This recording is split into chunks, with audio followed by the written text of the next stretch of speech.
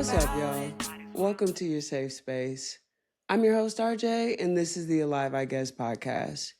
If you're new here, welcome. I appreciate you for joining. And if you've been here, welcome back. I appreciate you as always. Be sure to follow us on Instagram, TikTok, and Threads at Alive, I Guess podcast. For inquiries, email aliveiguesspodcast@gmail.com. For I Say This With Love submissions, visit tinyurl.com/AIGP advice. Today, we're going to be talking about money troubles. I don't know about you all, but money troubles is something that I have come up against time and time again. And it is something that is very taboo that I didn't grow up talking about in my households. A lot of people that I am familiar with in my life have also gone through similar situations. And I thought it was important that we touch on it because it's more common than we think. And there is no shame in talking about money troubles. It's a part of life, especially in this day and age. But before we get into that, you already know we got to do some gratitude, set the tone right, and get the space ready before we dive into today's topic. If you're watching today, drop something in the comments that you're grateful for. And if you're listening, say something out loud or to yourself that you're grateful for. Today, I am grateful for home cooked meals. It's something that I kind of got away from in the pandemic. I was really heavy in ordering out, and it's gotten to a point where I can't really stand eating out that much anymore. I still do it, but nothing like a home cooked meal. One of them like made with love meals, feels real hearty, got some leftovers. Like it's undefeated. I love it. Shout out to all the home cooked mealers and people who are cooking for their significant others with loves and their families. We need people like you in the world. Okay, let's get into it, because money troubles be happening. As the song goes, cash rules everything around me, including my mental health, including my sanity. When I got it, I'm feeling good. When I don't, it's rough. I'm not feeling the best. And I've come to understand that it's more deep rooted than we think. It's just not something that kind of happened randomly one day. Like, for me, money troubles goes back to when I was a child, what I grew up seeing, and how my parents responded to having money versus not having money. And then I turn around and look at myself today and I respond in a similar way. We definitely didn't talk about money troubles or when we have money, what budgeting looked like, anything. We just kind of live life, and when we had money, we had things, and when we didn't have money, we didn't have those same things. And that is something that I realize is affecting me as the person today. I'm trying to move away from it, but admittedly, I still work through guilt or just feeling upset and negative emotions that come up when I don't have money. I also try to be more mindful of when I do have money, how that plays with my mood as well. Like, I'm not trying to be ruled by money, but money is such a big part of our lives. We literally need it for our survival and for our livelihood. And so it's going to play a toll on our emotions and how we feel in our day-to-day lives. And so today, I want to have this conversation so that we can break through that stigma and that shame and that negative emotion that comes up when we do talk about money troubles. Feeling overwhelmed and being behind on bills and being in debt and all the things that come with adulting and taking care of your responsibilities is a very real thing. And so there should be no shame around discussing when we're having a little bit of a hard time with money. It's not just from a bad spending habit that we developed in our childhood. It can be tied to many different things that we will get into today. Because financial struggles go way beyond numbers and amounts. They affect relationships, they affect your self-worth, and they affect how you see yourself in the world and your confidence and the type of person that you show up as in the world. So let's get into it. Now, there are so many reasons why one may experience money troubles. For me, I know I've had experience where I just spent more money than I had. There were things that I didn't understand about money and credit cards specifically that I learned by making mistakes with money and credit cards. When I had my first credit card, my parents just told me, don't max out your credit card and don't go into debt. but they didn't really tell me what that meant and how that happened. So I was told, you get a credit card, you pay it off, which I did. I got my credit card, was buying a couple things here and there, would pay it off. I'm in college though, so I'm not as responsible as like an adult, but I'm trying my best to pay it off. So one day I got to move into a new apartment and I see that there's extra money on my credit card because I'm paying it off, right? So I take the money off my credit card because I don't know what this is for. To me, this is extra money and I'll pay it back eventually. Well, that's where I learned about cash advances and fees. Long story short, couldn't pay it back timely. They closed my account, they closed my credit card, it hit my credit, and I had to pay all that back. Wish I would have knew that beforehand, but parents do the best they can. They're trying to survive themselves. And I'm sure neither one of them thought they would have to break down cash advances to me. And they taught me what they thought was going to be pertinent information for me. I don't fault anybody. So, lack of information is a huge contributor to running into money troubles. Also, sometimes we are just born in financial situations and classes that are very difficult to break out of. Some people are born impoverished and have to really work hard just to make ends meet. It's not because they're lazy, it's not because they're not trying, it's not because they aren't working hard, and all the other misconceptions that are labeled on people who are in these conditions. This is society. Some people in society have a harder time than others because that's just where they were born into. And it's not fair, but it is definitely something that is a factor when talking about money troubles.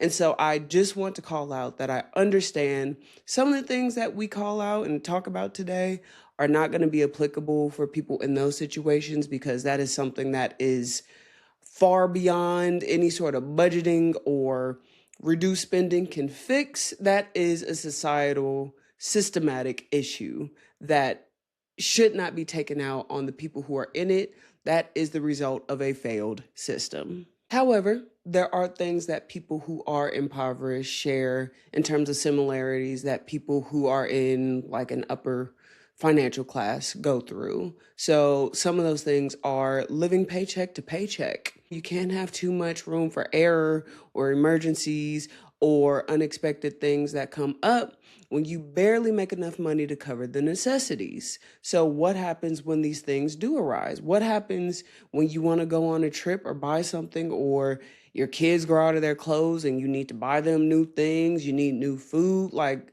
shit happens, life happens.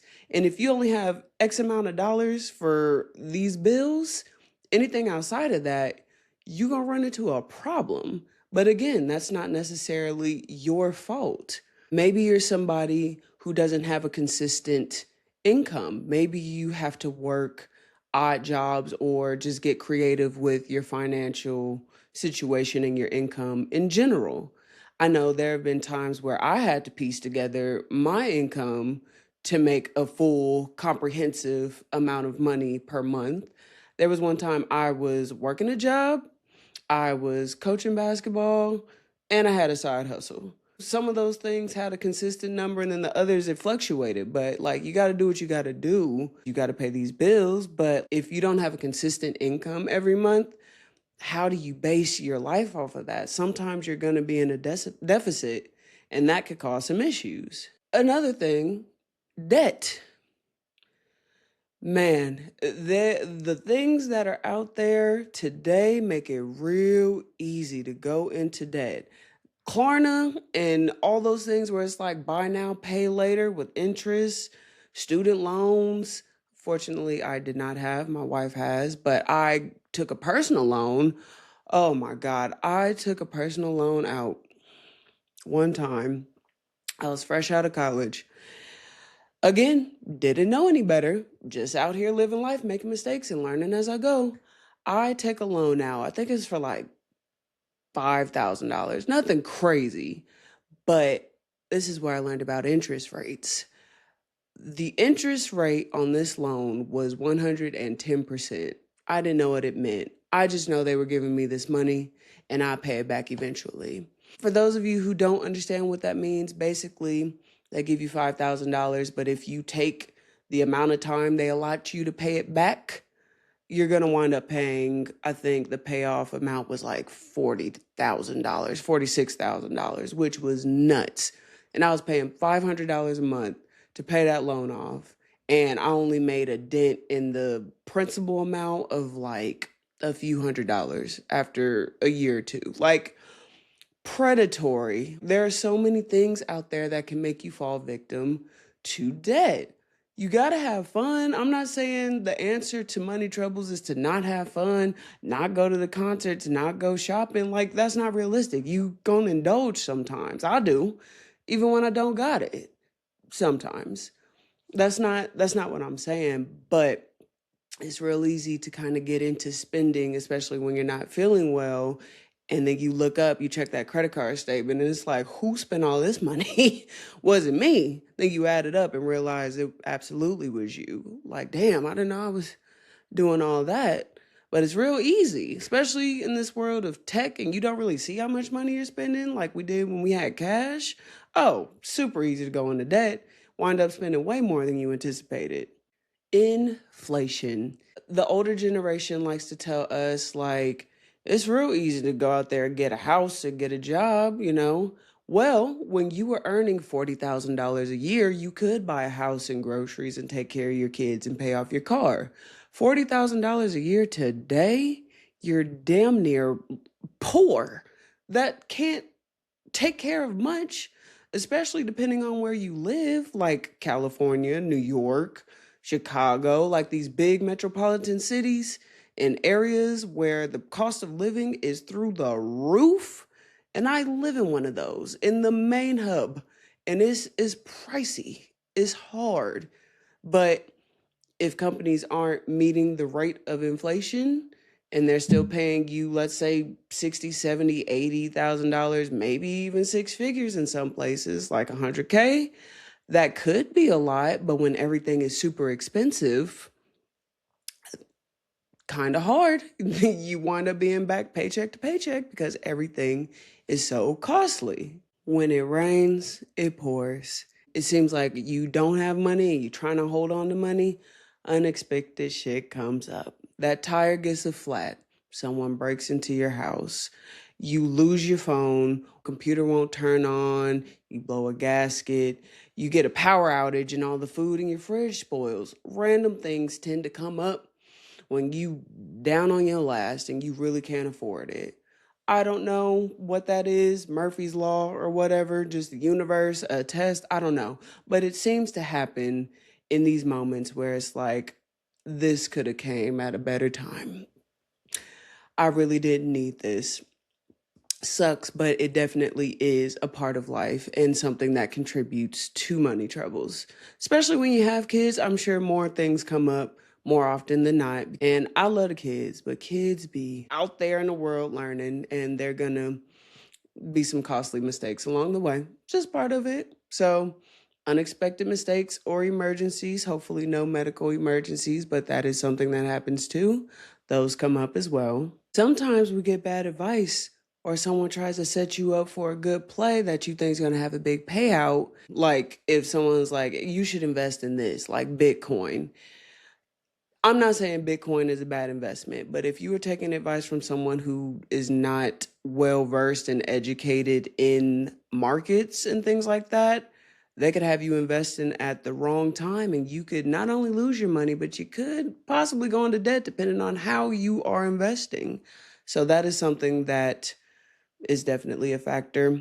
And let me just say, especially when it comes to money, a rule that I like to live by is I would never take advice from somebody who is not living in the ways that they are advising you on. I'm not going to go to the broke ass uncle up the road for financial advice who still live at home and can't pay for his kids' child support. I'm not taking that advice from you. So there's a ton of reasons and causes as to how we get into these money troubles. And I didn't even touch on all of them, but those are a lot of the ones that I've come into in my lifetime. But what about the emotional impact? The shame, the fear, the anxiety, the stress that comes when you don't have your money situation lined up? Because money is so tied to livelihood and to survival, there's going to be a lot of anxiety and fear and stress and all the negative emotions surrounded with it when you don't have it, or when money seems to be the blocker between you and where you want to be in life. And if there is no clear direction or guidance or avenue to obtaining more money, that's going to hit a little hard and it's going to stress you out, especially if you're someone who is like an older adult or like 30s and up, and you feel like you should have it together and you're comparing your lives to maybe family members who are in different financial positions or people online who seem like they're in better financial positions. It's going to make you feel a ways because you aren't in that position as well. Like, why can't I figure out a way to get where they are? They figured it out. I should be able to figure it out. But I've said it time and time again, we don't know how they got there, if it's even real, and what the real full picture is. But that doesn't stop us from comparing. And it seems like when money is brought into relationships, whether that be family relationships, partnerships, like personal relationships, it always causes an issue. Fortunately, I have not been in this position where money has caused an issue, but I know people and have been very close to people who there has been a person who has obtained a lot of money, and either the family starts acting differently towards this person and asking for things and claiming they don't really care about them because they don't want to give them their money, or the person has gotten money and started switching up on family. And before it was like family's supposed to stick together. Well, now you got all this money and now it's don't talk to me. But the same person who had that money lost that money and came back and was trying to get reunited with the family. Like, it just always causes some kind of shit. And it's like, bro, why is this always a thing with money? Like, money really is the root of all evil, it seems like, because nothing good really comes from it if we're talking about emotion. That saying about money can't buy happiness, I don't agree with that, because money literally can give you life, can give you health, can give you opportunity. That's not what I'm saying. I'm saying if we remove needing money at all and just being able to live in a society that does not function off money and currency, I believe a lot of issues that come up in relationships with people would be removed because the root of it is money. That's what I mean when I say money is the root of all evil. It makes people commit crimes because you got to take care of yourself. Like, I don't fault people for doing things. Like, you gotta pay your bills, you gotta feed your kids, you gotta feed your family. So if you don't have a job, or if you're in a situation where you can't get a job or can't get income or can't get assistance, whatever, you're gonna do whatever it takes to feed your family. And sometimes that's illegal activity. That's what I'm talking about when I say money is the root of all evil. Because it's not only just the person committing the crime, it's the system that they're living in who's failing them. So let's not give the system a break, because ultimately it all falls back to that. That's supposed to be taking care of the people. It's not. So that's going to cause some problems. And with it, it's going to cause emotional strain. So we know money can cause issues. We know the issues are very real and alive today as adults and as people in the world.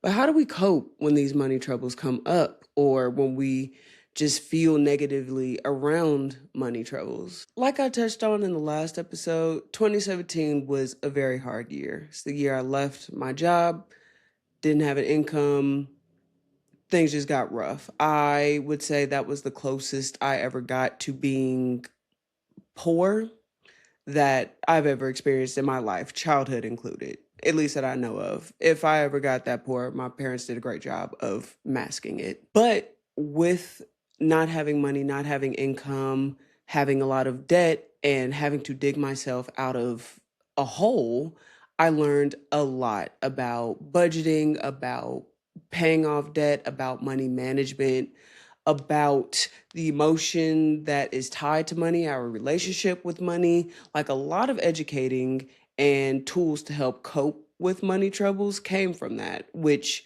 I find beauty in that. Because, like I said, you either win or you learn. And I definitely learned. So, some things that particularly helped me were mindset adjustments and spending habits. Understanding the differences between things that I want and things that I actually need, and being able to make the switch with determining things that are actual needs or things that I just really, really want and have tried to convince myself that I need. Unlearning the scarcity mindset, feeling like I can't do certain things or wanting to hold on to things, and learning how to adjust my thinking so that it's coming from a place of appreciation versus fear was something that was huge when I was educating myself on money and my relationship to it. There were a lot of different social media pages at the time that I was looking at and was learning about budgeting and tracking my money and seeing where I'm spending money. I spent a lot of money on eating out, on alcohol at the time, and partying and fun and things associated with that, and just mindless shopping. I am someone who, especially then, when I was in negative mental health spaces or when I just wanted to feel more in control of my life for whatever reason, I would go spend money on food, on things, on experiences, going out and going to movies, going shopping, like I was just spending money just to spend it because it would make me feel good. That quick dopamine hit, but that shit adds up. And I was doing a lot of it. So I had to really get real with my income. Like, okay, how much do I have? How much am I spending? What are the areas that I'm spending on? And do I really need to be spending all this money on all these different things? And then from there, kind of reevaluating what you do need, what you don't need. And if there are some things that you do need, are there less expensive alternatives instead of going out and going on dates or going to the movies and going out to eat all the time? Maybe you stay home and you watch something on Netflix and you cook some food so that it doesn't cost as much. Implementing those practices are things that I was trying to create when being mindful of my spending, not buying the extra thing or the most expensive thing just for the sake of having the nicest thing. Like the cheaper thing works just as good depending on what it is. So really making that adjustment, because it is an adjustment, because it's something that we learn, and so we have to unlearn and relearn new habits. But honestly, I couldn't do that without the help of people who have gone through it before. So seeking help is definitely a big thing. I've spoken to financial advisors. I've just gone to YouTube U, aka the free YouTube videos online, and learned about budgeting and debt payoff. I learned about the difference between the avalanche debt payoff method versus the snowball method, and just how to approach things when it comes to paying off debt. I learned that just because you make X amount of money doesn't mean you can't have a certain lifestyle. It's all about how much money you keep. So if you reduce debt and you get to keep more money at the end of the day, that is also another way that you could increase your money, in a sense, the money in your pot. Just really opening my understanding and educating myself around all aspects of money, talking to a therapist about my upbringing around money, talking to people who have had similar situations with money and similar upbringings to help break some of the shame and the stigma off of discussing money.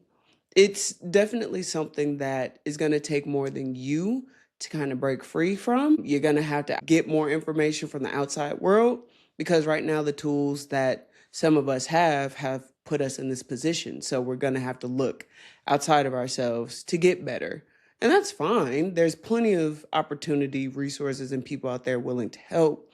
It just all kind of depends on your financial goals and what it is that you want to gain from learning and talking to people. And then, of course, sometimes you just gotta make more money. Sometimes that really is like the biggest step to making a difference in your financial situation, especially in terms of how quickly things can turn around. I truly believe that also educating yourself around it is very helpful because if you don't know how to manage money, when you get more money, you're just going to spend more money and be right back in the situation. There have been examples of professional athletes who have retired and have gone broke because they don't know how to manage money.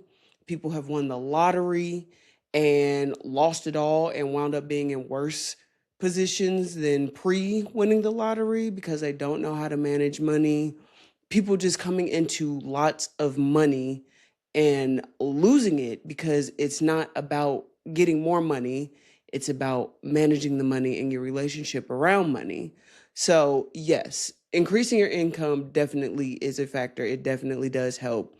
But understanding how you spend money and how you feel about money and relate to money is a huge help and something that definitely was a game changer for myself. Because the end goal is to ultimately get in control of our money. And budgeting isn't the only way to get in control of our money. Neither is earning more money. Like it's a big picture compiled of all these different aspects that go into it that can help us gain control of our money.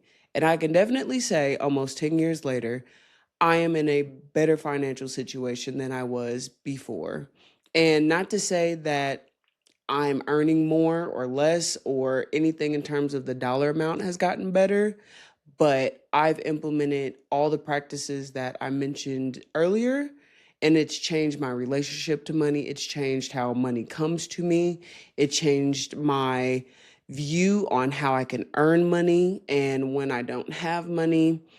It changed how I interact with people and in the world and feel within myself and emotionally around money. I'm not saying I'm perfect. I'm not saying when I don't have money, I'm just good to go because that's not true.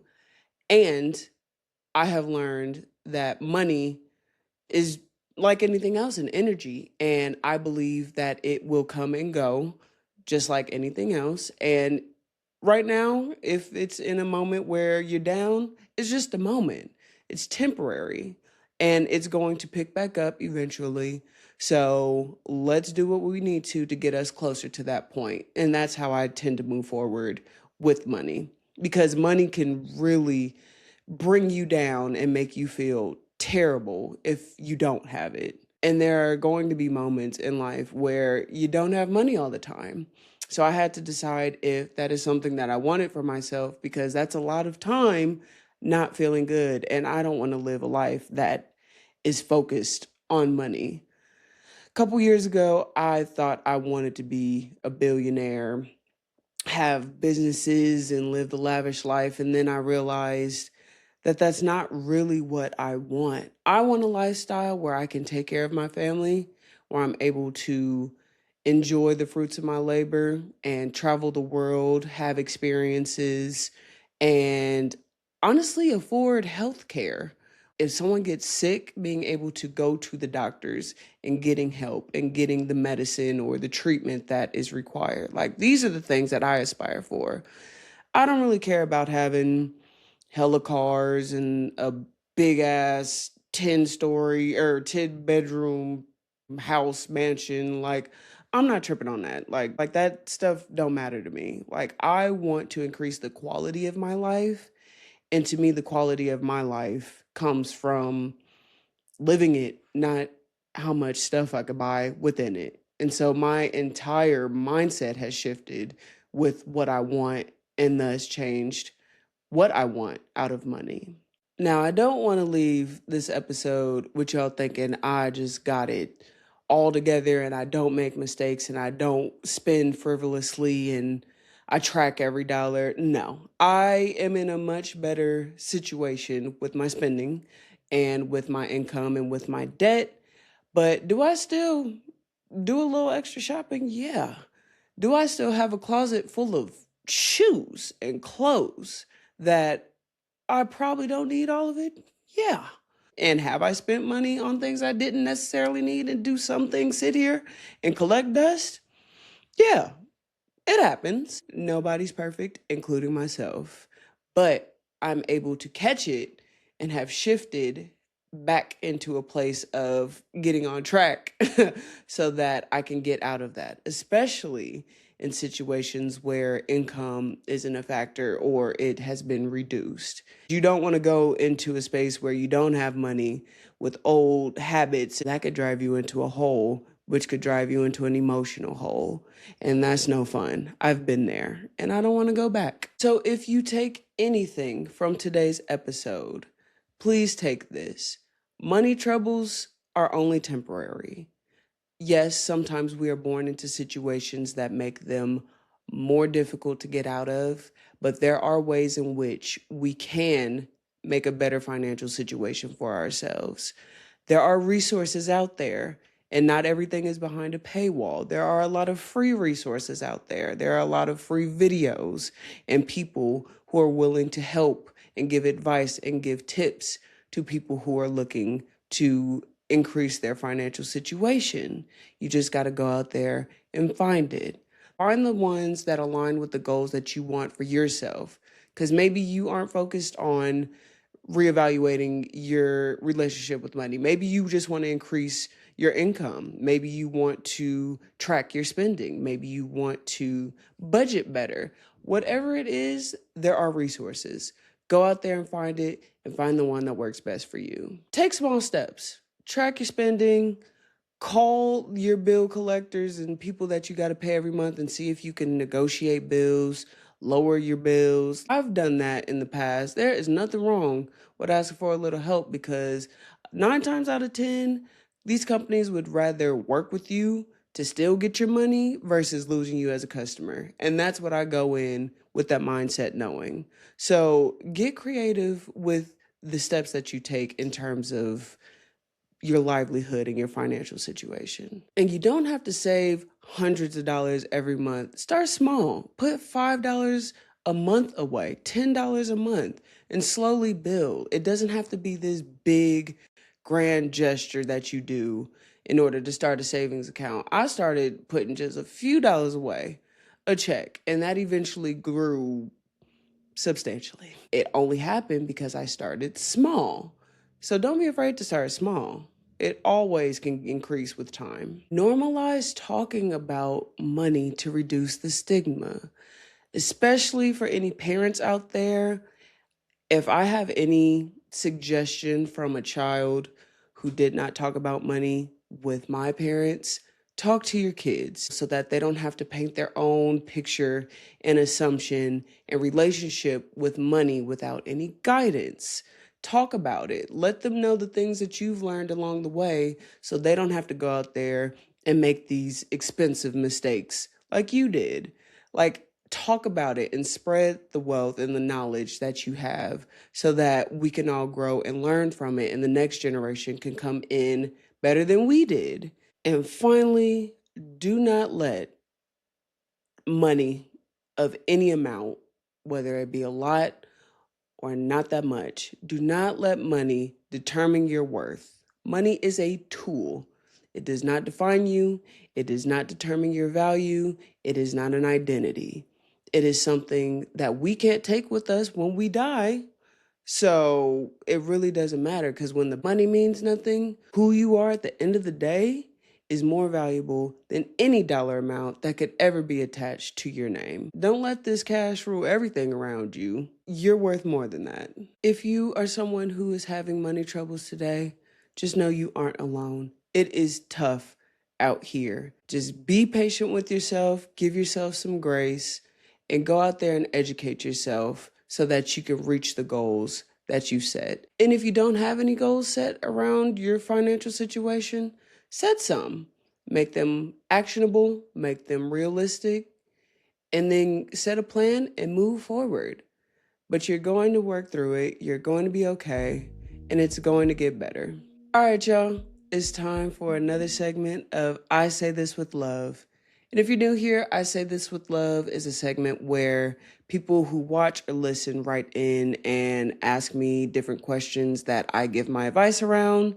If you are interested in submitting your situation to me, you would visit tinyurl.com/AIGP advice. And if selected, I will read your submission on one of the episodes. Help! Exclamation point, exclamation point. My older sister has helped me a lot in the past financially, and I'm hella grateful for her. But anytime we get into an argument, she always brings it up. Like after all I've done for you, as if I never paid her back every single time. It makes me feel like her love is conditional, and whenever she offers to help, it comes with extras attached that I don't want to deal with for real. I want to address it without sounding ungrateful. What would you do? I say this with love.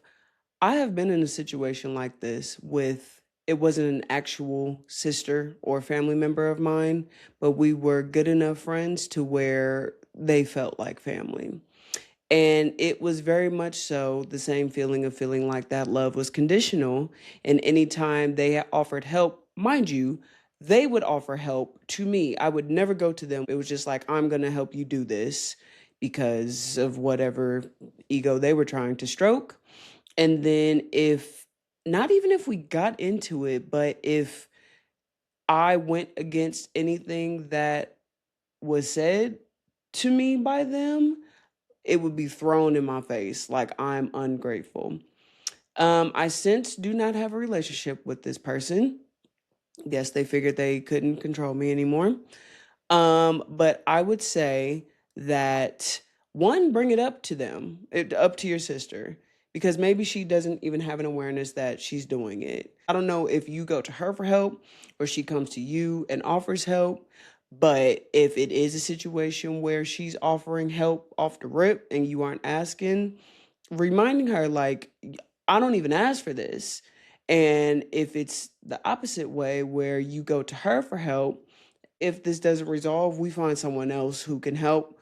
Or it's like, look, bring up the fact that you are appreciative of the help. You don't want to come across ungrateful, but you pay her back. So what is the issue? Set some boundaries. Like, look, if you are going to keep throwing this in my face, you could keep it. I don't know what your financial situation is. Maybe you really do need the money. But if not, I'd say be prepared to lose that connect of that financial help. Sometimes it's not even worth your peace. Again, I don't know what situation you're in. But if you are in a position to where you can't walk away, let that be a piece that you take into consideration when having this conversation. But ultimately, be like very honest. Make sure you express that you are grateful and also express that you don't appreciate it being thrown in your face every time because it feels conditional. And then from that, you are free to make your own decision depending on the response that you get. I hope that your sister's responsive and receptive to the feedback and y'all can just grow from it. But if not, walking away and severing that stream of financial help might be the best answer. But only you can determine that once y'all have the conversation. All right, y'all. That's it for today's episode. As a reminder, be sure to follow us at Alive I Guess Podcast. For inquiries, email aliveiguesspodcast@gmail.com. And for I Say This With Love submissions, visit tinyurl.com/AIGP advice. Usually this would be the point where I mention that the Patreon is just $7. And that still rings true. You are free to join the Patreon for the homie subscription for just $7 a month for bonus and exclusive content. And because of the topic of today's conversation, if that is not something that you can afford, don't go for it. I would be remiss if I were to tell you to spend more money when that's something you really don't have. So look at your financial situation and determine if that's something that you can afford, if that is something that you want. And if you can, sign up today because we're going to get it cracking. And it's just 7. It's just 7. So if you got it, spend it where it counts. Bring a little joy and a little peace to your life. But all right, y'all. I appreciate y'all for joining me as always. I'm RJ. This is the Alive, I Guess podcast. And I'll see y'all same time next week. I'm alive.